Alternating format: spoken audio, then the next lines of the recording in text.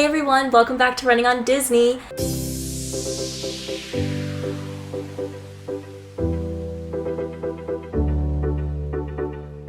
Today is Military Monday, so we are going to be talking about a military-related topic. And in honor of my husband's cousin who just graduated BMT this week, we are talking about tech school as he is heading there actually this morning. So grab a blanket, snuggle on up, because we're going to be answering a lot of questions today. And I thought I would go with some of the basic ones first and move more into like detail-oriented, kind of job-related stuff the further I go down on this. So here we go. First things first, what is tech school? The answer is kind of self-explanatory, but sometimes we're just so jumbled up with everything after the end of graduation weekend that we kind of need all of our ducks lined in a row, so to speak. So tech school is the extra schooling after BMT that your spouse will go to get qualified and certified for whatever job they are doing for the Air Force. So my husband, after he graduated BMT, there was a week-long Airman's Week. That's no longer a thing, so ignore that. And then he left and went to do his job, to train how to do his job. You'll be able to cut that, right? Mm-hmm. Okay. And they get up at the butt crack of dawn, plus, I think they left at 11 o'clock at night to go, and they go out there. The Air Force transports them to their tech school location, and they are trained there for however many days their job requires before they move on to their first duty station. Well, so they're going, but where do they go? That is entirely based on your spouse's job. There are 4 Air Force bases that they can be sent to do tech that are also called training bases, like Lackland is. And then there's also other bases that they can go. They can go to Navy bases, Army bases, Marine bases. It just depends. Now, the 4 Air Force bases that they can go to is that they can stay at Lackland Air Force Base. They can go to Keesler Air Base in Biloxi, Mississippi. They can go to Shepherd Air Force Base, which is in Wichita Falls, Texas. Or they can go to Goodfellow Air Force Base, which is in San Angelo, Texas. Outside of those Air Force bases, they might go to Naval Air Station in Pensacola, Florida. They could possibly go to a Army base. They could go to a Marine base. It really just depends on the type of job that they're doing. Now, how long is tech school? Again, completely dependent upon your spouse's job. A lot of these are going to be based off of what your spouse is doing for the Air Force. Now, it could be as little as, I think the minimum is 3 weeks. I might be wrong. And max, I think maybe there's a max of 180 days. I can't remember exactly. But your spouse will either know what their job is going to be going into basic training, or they'll find out at some point, I think week 5, week 6 of basic training, of what they're going to be doing. And then they can wait and call you about it when they get one of their phone calls or a base liberty. They can write you about it in a letter, or they can wait until you come for graduation, obviously.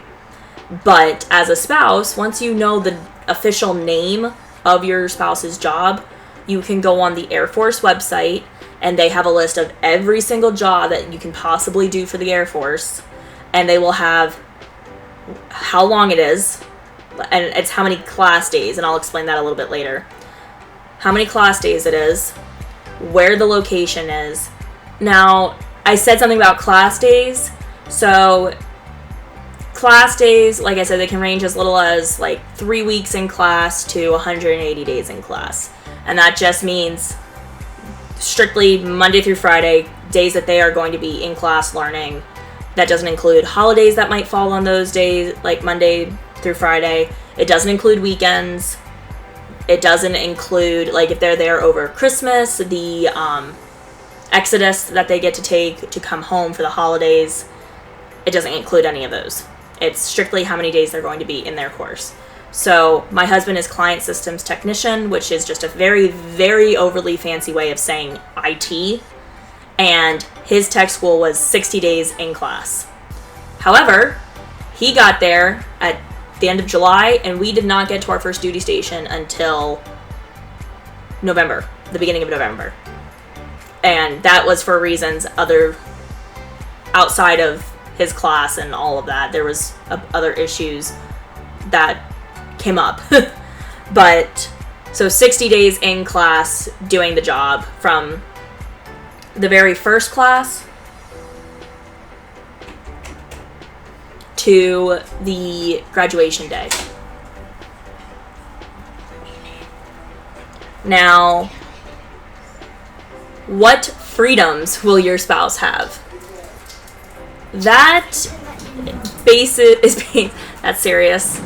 That is based completely off of what phase they're in and if they've received any disciplinary action. Now, at tech school, tech school is so much easier than basic training. They have their phones. They have more downtime.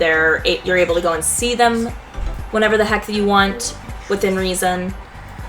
But it all depends. What they can do and where they can go is based off what phase they're in. So phase 1 happens when they get there, and really it depends on how long their tech school is, depending on how fast they move through said phases. But phase 1 is from when they get there until I think like 2 weeks in, give or take. And again, this is based completely off of my husband's experience. There's no general rule of thumb, I don't think. So about 2 weeks in, they can only stay in their uniform. They are sequestered to base, so if you go and visit them, you can't take them off. They are not allowed in privately owned vehicles, so you have to walk everywhere. And if they're over the age of 21, they are not allowed to drink. Now, when they get to phase 2, they are allowed to be in civilian clothing. They can go off base. They can request to spend a weekend off base with you at like a hotel, or if you are able to move out there at your home. And that is also the phase 2, is if your spouse's tech school time is over 100 days, they can put in a formal request to move in with you. Now, that being said, that's also if your spouse's tech school is 100 days or more, you will be on orders for the military to pay to move you out there. I'm going to do an entirely separate video about military moving and whether it's worth it to have them move you or for you to move yourself, but that's going to be later. But if your spouse is in class for 100 days or more, you are on orders to move out there. If it's not, you still can move out there. Like I said, my husband's class days were 60 days in class, and I still moved out there. I got an apartment out there, and it was great.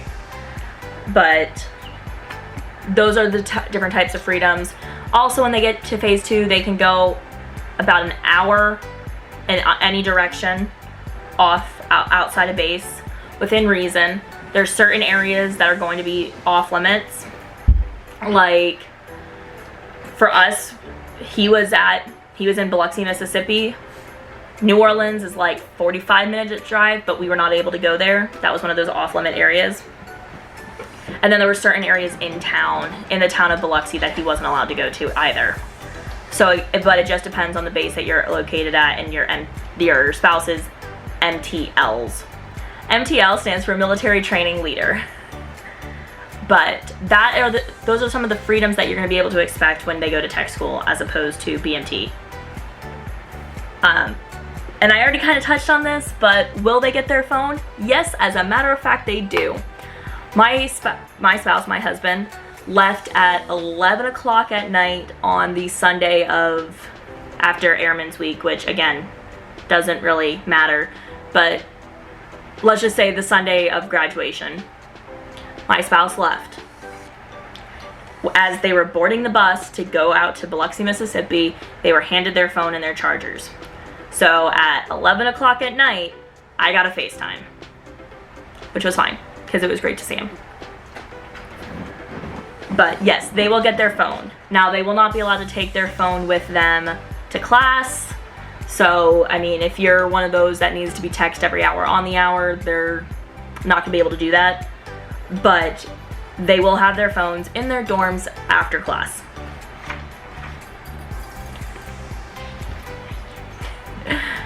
I apologize for all the comings and goings. I'm filming this at my parents' this week, so there are a lot of littles running around. Did you literally just feed the mice? Yes. Of course you did. Okay, can you visit them? Yes, as a matter of fact, you can. You can move out there, whether it's on the military pay or your own, but you can also visit. There is this wonderful establishment called the Air Force Inns that are on every base. You can try to get availability there. I know specifically for the Inns of Lackland, if you're not on military orders, you're considered space available. And right now, it's at a 2 weeks out window is how far you can book. Now that might be different for other bases depending on how heavily they're trafficked with military members training. But that will determine availability and if you can book off base. If you can't, because they're all in a town, and most of these towns cater to the fact that they do have military personnel coming and going, there will be a lot of other options. For we were in Biloxi, and it's a beach town, so it was in the middle of tourist season, and they always have people coming to the beach, so there was plenty of options in all different price ranges for people to come and stay. And we had all of our parents come out to visit at some point. So, sorry, my dogs are acting up as well. But yes, you can visit them, you can move out there with them. What they're able to do and if they can stay with you is entirely based off of where they're at in their phasing. If they do request to stay off base, there's a form that they have to fill out, a briefing that they have to go to before they get approved for that. But if you want to know more about that, I can make an entirely separate video about how they go about doing that after I talk it over and be reminded by my husband, because it's been almost a year since we've had to do this. Now, once they get to tech school and they get underway with their courses, they can find out what their first duty station is. So the next question is, how soon can they find out where their first duty station is? And normally, a good rule of thumb is halfway through their course. Now, depending on how I believe my husband's was, he found out about 3 weeks into his course. However, he had been there for a little over a month.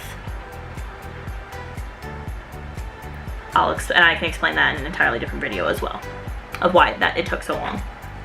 But about halfway through their course, they will find out where their first duty station is. And that is what then gets into the distinction between spouses and the military personnel of soft orders versus hard orders. It's not that complicated. Soft orders is more of a spouse term. It's their tentative orders.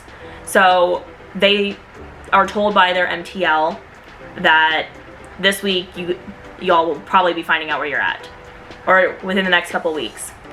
And they'll log into virtual MPF, listen to my husband, he knows all, and they will be able to find out where they're going, and just where you're going. You didn't find out where the when your reporting date and that was, right? No. Yes, so they'll just find out where they're going, and that's what spouses call soft orders, because they can change. They're not entirely likely to change, but they can. And then hard orders are the physical paperwork that says this is when you're leaving, this is when you're supposed to report, and it has, or should have, all of the dependents that are coming with you on there. And now make sure that when your spouse receives those, they look over them carefully, because if you are not on there, or if you have children and one of your kids is not on there, then it complicates things, and you won't get exactly the right per diem when you're traveling and all that, and it just becomes a mess. So make sure that you or your spouse looks over those hard orders very carefully, because it's better to do it beforehand and get them fixed than to try to fix them after you get to your first duty station, because it just is a mess. But that's the big difference between soft orders and hard orders.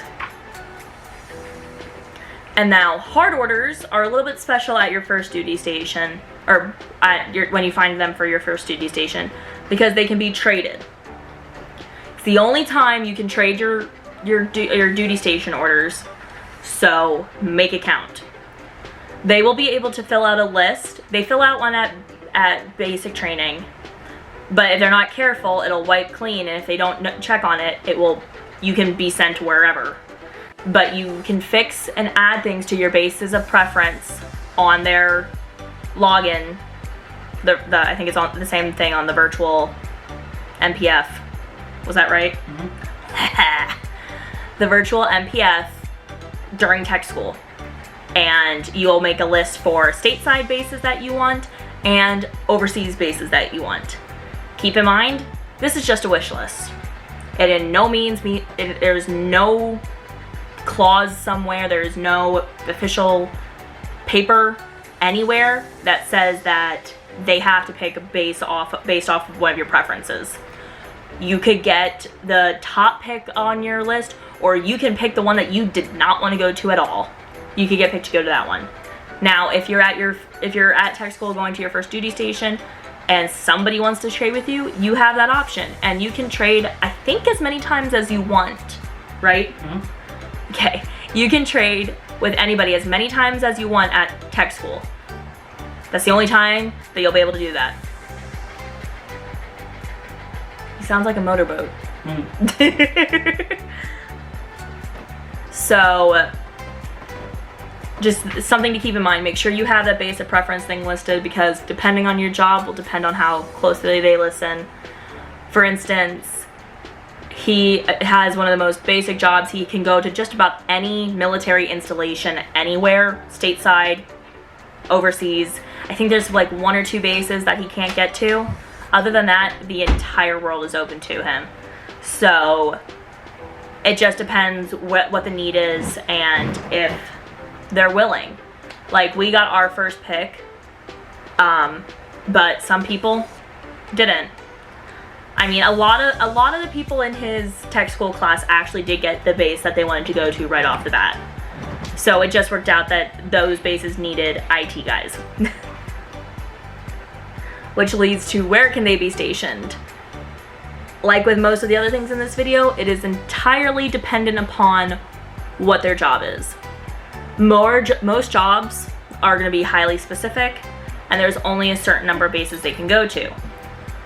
Like I just said, for his job, pretty much every base in America and overseas is open to him. So it just depends on what the need is and what your job is to depend on where you're going to go. And then you have poor sods who get to stay at the base that they were at for tech school.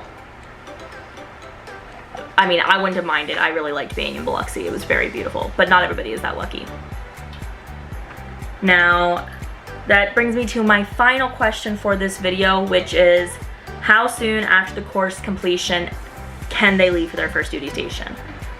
This one is a little up in the air, as pretty much as long as they have hard orders, they can go.